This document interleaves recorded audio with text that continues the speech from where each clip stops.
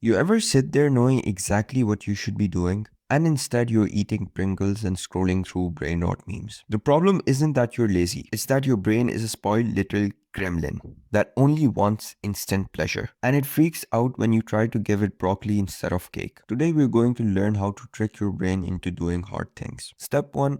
Understanding the two enemies. Whenever you face hard work, two kinds of resistance gang you up. First is your negative emotion. This is an inner spoiled child within you. The moment you feel tired, stressed, or bored, it starts whining things like, I don't want to do it. The second enemy is your ego. This is the fragile part of your identity that avoids anything that is risky. If you try something hard and it fails, it hurts your ego. So your brain decides it's safer to just not try. Imagine you want to make a YouTube video. You know it won't get any views the first couple of months. So why try at all? You can't fight these two enemies directly. Instead, you have to find their weak spots. For that, you need step number 2, the 2-minute rule. Your brain hates big scary tasks, and the amount of negative emotions we feel towards something directly depends on the size of it. If I say write a book, your brain says, what the fuck? No. But if I say write one sentence, that's a bit reasonable, right? Tell yourself you'll just do the task for 2 minutes. Put on your shoes, open the document, do it for at least 2 minutes. Oftentimes you'll just keep going. But even if you don't, you've already beaten the first wave of resistance. As James Clear puts it, lower the stakes so the negative emotions aren't overwhelming.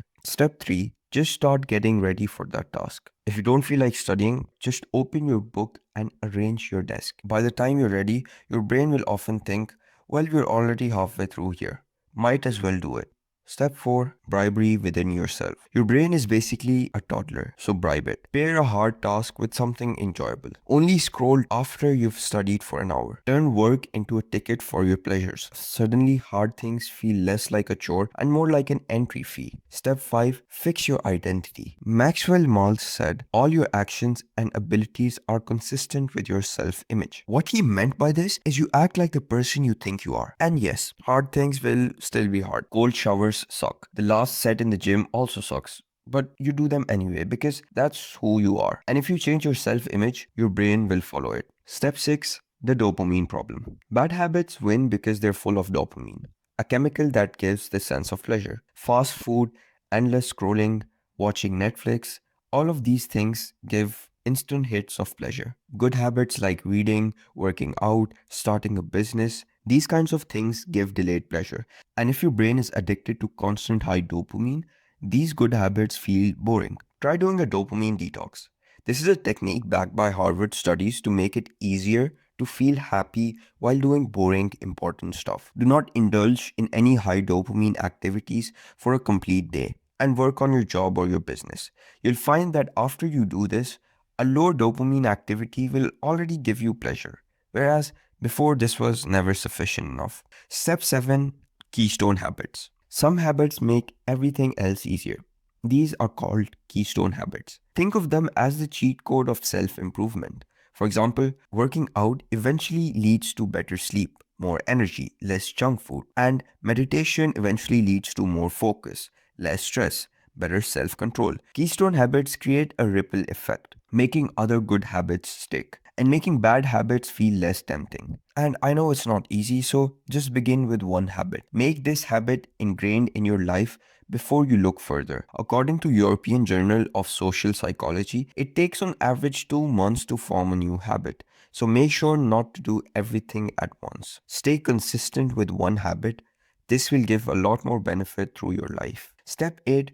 Make it stupidly easy. If you want to start working out, prepare your workout clothes one night before on a table that you'll walk past by when coming back from work. This investment will feel like a shame if you didn't act upon it. Do you want to start reading? Put that book on your bed so you have to touch it before you go to bed. The harder it is to ignore a habit, the more likely you'll do it. Step 9. The company you keep. You are the average of the 5 people you spend the most time with. If you hang out with 5 people who eat pizza every night, chances are you'll probably eat pizza if you're alone as well. Surround yourself with people whose habits you want to actually copy. I always tell myself this. If I work hard today and it eventually works out, 5 years from now, I could be living in a mansion, waking up without worrying about money ever again. And if I work hard but I still fail, I'll just end up like an ordinary person with an ordinary car and an ordinary job, which is exactly where I'd be if I never tried. You have literally nothing to lose. Get up and do that hard thing, because hard things will always be hard, but so is hating your life.